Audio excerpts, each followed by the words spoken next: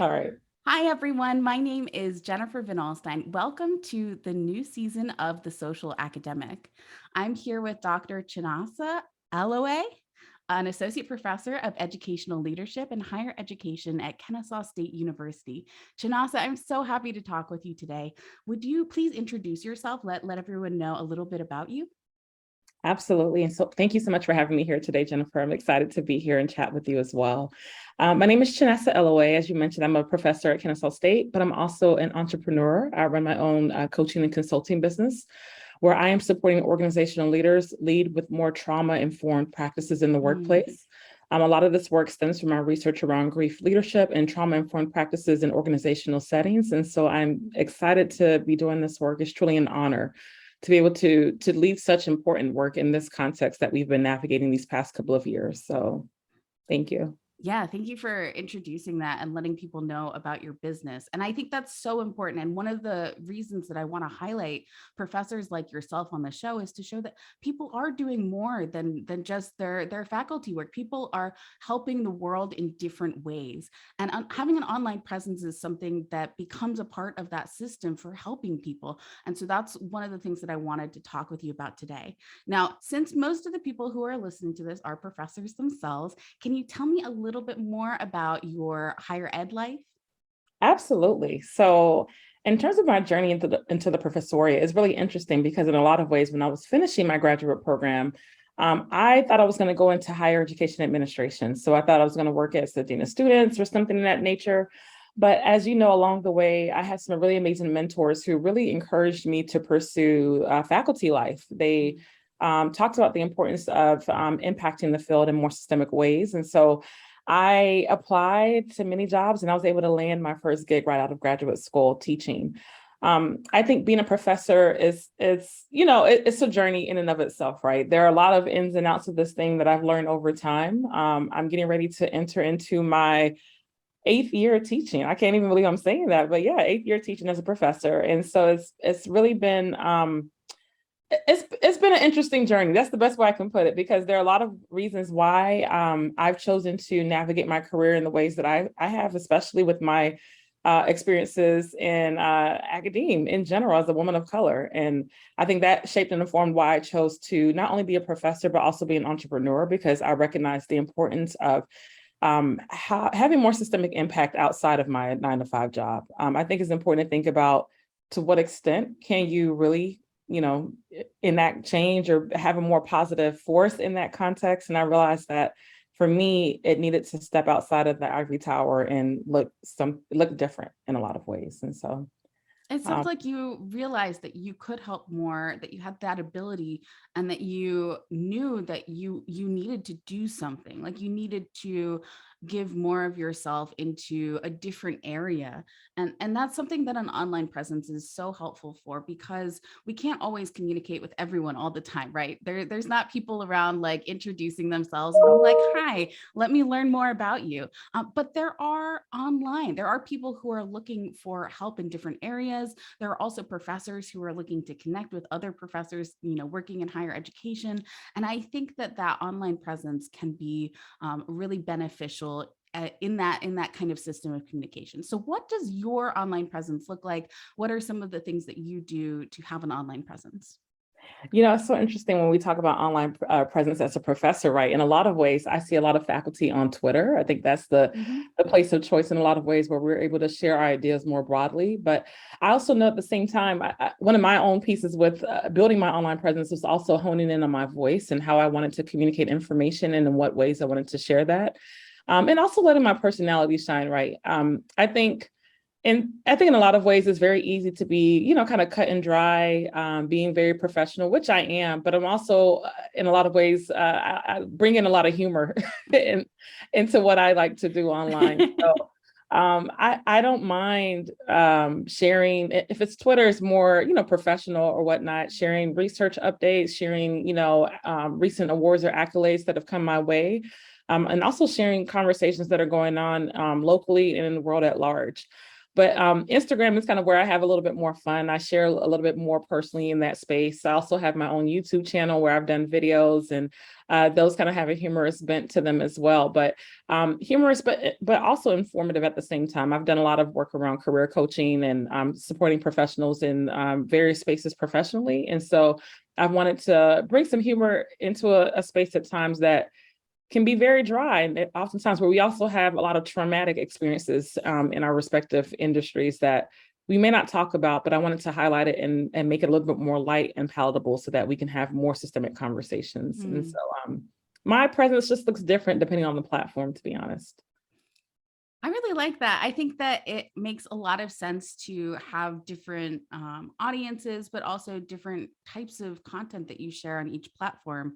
And it really is based on your goals. It sounds like you have fun on Instagram. You share those kind of motivational and short videos on YouTube that can really help people connect with you. And then the more professional side is on Twitter. Is that right? Yes, correct. Well, I think that it's really important for people to recognize what they're interested in terms of where they want to share, what they want to share, and how much they want to share. So that's my next question. Like, how much do you share online about yourself? I think I share what I feel comfortable sharing, right? Hmm. I don't use online as like my journal entry point. I don't come in there to Yeah. narrate my initial reactions to anything. I talk about this often when I'm talking to friends or colleagues that whenever there's a hot button topic where there is a decision or a case or an event that's happened, a lot of times a lot of people will flock online to share their initial reactions or emotions. They love And to do that. That it's yeah, like a gut reaction to go and talk about your feelings about something for yeah. sure. But I realized that in a lot of ways doesn't serve me well personally. Hmm. That I need time to be in community with people that I talk to more systemically and consistently to really process the events, because a lot of times it's not, it's something that's near and dear to your heart, right? These are some really Right. hot topics that are going to impact me, my children, my family for generations to come, right? Or just Yeah. events and the like, right? So I realized in a lot of ways I don't want to just contribute a hot bite and not then take action. And so my reaction is just to not necessarily go online, but to pick up a phone and get in touch with someone where I can process more systemically, and Mhm. then um, make a post that I think could contribute in a more meaningful way. Hmm. It just serves me better. And I think in a lot of ways, um, I don't want people to come to me and trying to, take a sound bite without knowing the true impact that this is going to have long term. So I process and then I share within reason in terms of what I feel comfortable sharing. Sometimes I don't. Sometimes I write a blog. Sometimes it drives me to do research or to do an article or something else, right? But I am more Ooh. intentional about not emoting outwardly first, but being more reflective in nature. I really like what you said about how that time to reflect and to actually talk with people who you're close with about the experiences and the things that are happening. It really allows you to focus your energy in your reaction to that. Either it goes into social media, but it has all these other options too, which a lot of people don't consider when they have a gut reaction to something that they've experienced. So I like that, that could be channeled into research or into a blog post, like into these different forms of reaction. So I really like that. Thank you for sharing that. Absolutely. Now, one of the things that you talked about is that you share things that you feel comfortable with online.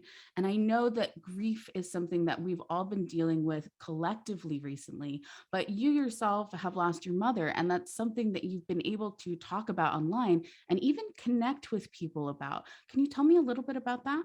Absolutely. I never thought that I would be doing research on grief. That wasn't my initial MO when I came into the professoriate at all. I was initially studying issues of access and equity to higher ed. And I lost my mom in May of 2019. And when I lost her, that was the first time I've lost someone so close in proximity to me. Mhm. And the loss in and of itself was so debilitating in ways I can't even describe, to be honest. And so when I think about being in that space a year before we knew a pandemic was looming ahead, right? And losing my mom, having young children at the same time, and figuring out how to navigate being a faculty member and being all the other things that I do on a daily basis, it was really a really trying time, to be frank. And Yeah. so coming into the pandemic, it was almost like I had an awakening of sorts, right? We started to see loss on a massive scale in the midst of a racial reckoning in this country that's still ongoing, the social political climate Mhm. that has continued to traverse even until now. And I recognized that what we were walking through at the time was collective trauma and collective grief. And I felt a prompting to begin to ask some deeper questions, right? And as a higher ed researcher, I wanted to know, how are institution leaders responding to loss right now? Mhm. Because I know how debilitating it was for me before a pandemic, before all of the other factors were there to navigate that. But let's say you lost someone due to COVID, right? And maybe perhaps you're a person of color or any other dimension of your identity that's been impacted by any number of events. You name the headline is present today, okay? Yeah. Um, based on where you're socialized in this world and in this country specifically, it really impacts how you're able to show up every day. And so people are quick to move back to a normal or a new normal, which is what we keep hearing now that the pandemic is over, which I beg to differ, honestly, but we're here. But in a lot of ways, if you lost someone during these past 2.5, 3 years, and then had to face any number of events, the ways in which you've had to navigate and cope have had to vary based on who you are in this country.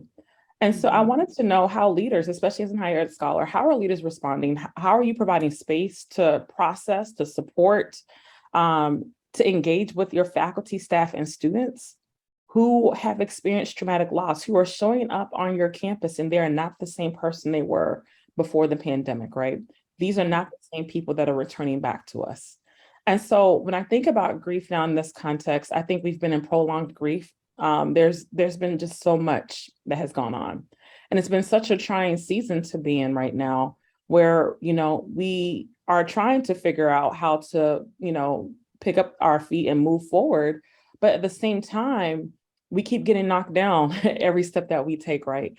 And so in this context, it's more so, okay, how do we continue to create spaces that Mhm. allow us the opportunities to process the ongoing traumatic onslaught of grief that we're seeing unfold day in and day out? There is no reprieve right now. And so the conversations have to look different. The events that we're hosting, the organizations that we're building have to look different, because we have to be more intentional about how we are creating spaces for people to show up in their true authenticity, but still be able to thrive and to not care about the bottom line, but to honestly care about the individual first before you care about the deadline, the project, the goal at Mhm. hand, but to know that these are real people that need a real leader to recognize them for the totality of their humanity. They want you to see them. And I think one big piece about the great resignation that we're noticing right now is that people are leaving because they want more, they desire more, and they realize that they're worthy of more. And so if leaders wake up to the fact that your employees, your colleagues don't want to be seen as a bottom line item, they want to be seen as a human being who has been experiencing trauma and loss, then you Mhm. have to respond differently. Because if you don't, this is going to be an ongoing situation that we see for many years to come. Hmm. That was a lot, but what it sounds like is that your own grief helped prompt this research that is hopefully going to make this bigger impact on universities around the world and on organizations too. I mean, trauma is something that every company and every organization is dealing with Absolutely. because people are collectively grieving. You're right. Now, that what does that look like with social media for you? Like you've been able to talk about some of your grief on social media, and I'm curious how that's been. Like, what have people's reactions been? Like, have you been able to make connections based on that shared grief? Absolutely. I think social media, it's a catch-22 with it, right? It's a very Yeah. great connector in a lot of ways, right? You're able to build a community and networks in that vein, but at the same time, it could be a big detractor at the same time with differing opinions and armchair bullies that show up every now and then, right? Oh But I yeah. think for me, yeah, for me personally, I've been able to talk about grief in a very authentic and raw way. Mm, I don't shy away from it because grief is in my opinion, the final act of love, right? We've loved people deeply, and so we're going to grieve them deeply. And grieving looks different for any person. For me, I've chosen to be more public and sharing my emotions and how I've been processing things. Now, I don't run to Instagram or Twitter as my journal to share, right? But I share things that I've processed through. Events, maybe some milestone for me, maybe it's Mother's Day or if it's the holidays and I'm missing cooking mommy's favorite recipe, right? And I'm Mm. just remembering those times. I have no issue sharing a picture of her because she is so near and dear to me. I think about her every day, right? And so I think in a lot of ways, I also use social media as a way to memorialize her, to let Oh, people know yeah. that she was here, because it's very easy to want to power ahead, but that person still lives in a very present part in my heart. My mom does Mhm. for me, right? And I think for those Yeah. who are experiencing loss, being able to share my experiences online and sharing that it's okay, that it's 3 years later and I'm still grieving, right? Mhm. That there's no time frame here, that you have to give yourself the grace and the space you need to process, to emote, to take your time, to slow down as needed. And I think it's a space to gain encouragement when you're walking through something similar and to connect with others who are on the same path. Because I've been able Yeah. to make those connections with others who have lost parents, who've lost loved ones, who understand and who send me messages, or we connect offline and are able to talk more systemically. And I think that's a big piece there with leveraging social media. When you have different events happen, you can use your online presence to have more personal conversations that are meaningful to you, and also still have impact by providing encouragement and space to have dialogue that may not exist outside of that, those online virtual walls. And so I Mm. appreciate social media for that, for sure. Chinasa, I really appreciate that. And for anyone who's listening who is experiencing grief right now, but maybe you're not so sure how much you want to post about it online, or if you want to reach out to people that way, remember that you can also use direct messages and, actually have those kind of private conversations about this through social media as well. So there are many options for talking about grief, but it sounds like Chinasa's gotten a pretty positive response from being able to open up about her mom and the grief that she's felt online.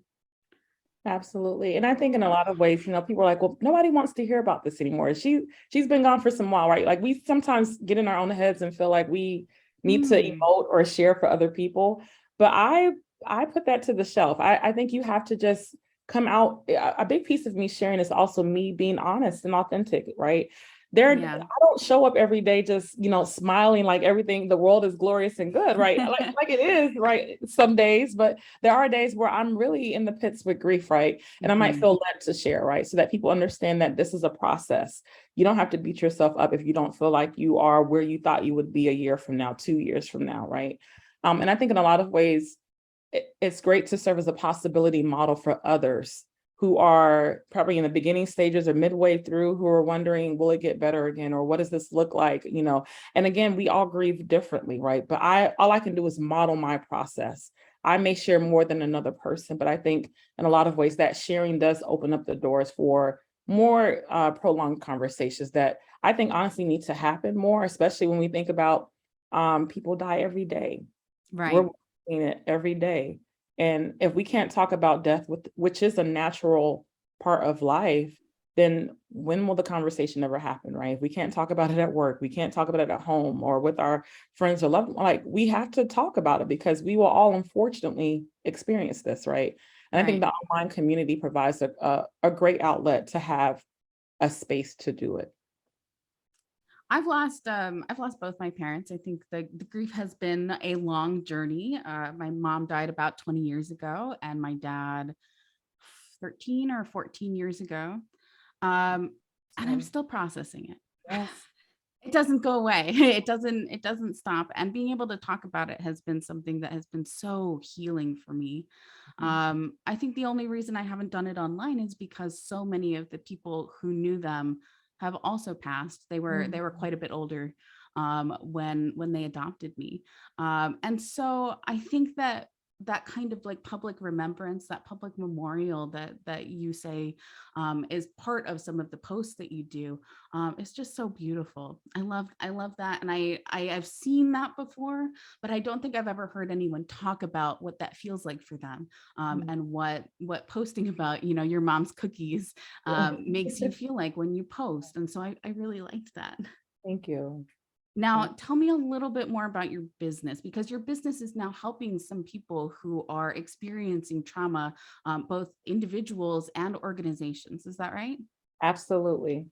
Yes, I'm so excited about the work that I'm doing right now with organizations, right? So I've had the opportunity to be able to talk more in detail with leaders who are looking for ways to perhaps set the stage for these conversations that I'm talking Right. about right now. I think if I were to say the most rewarding part of being an entrepreneur in this space, the academic entrepreneur of this kind, right? I think in a lot of ways is being able to leverage your research to do the work right, but then also to realize that there are more practical ways to implement it across different organizations and systems. And I think Mhm. the entrepreneurial route has been very affirming in a lot of ways and very encouraging to me to be able to step out and do this more systemically. And so I offer talks to different organizations based on what their needs are, how they want to engage in the conversation. I'm open and transparent. I bring the research with me, right?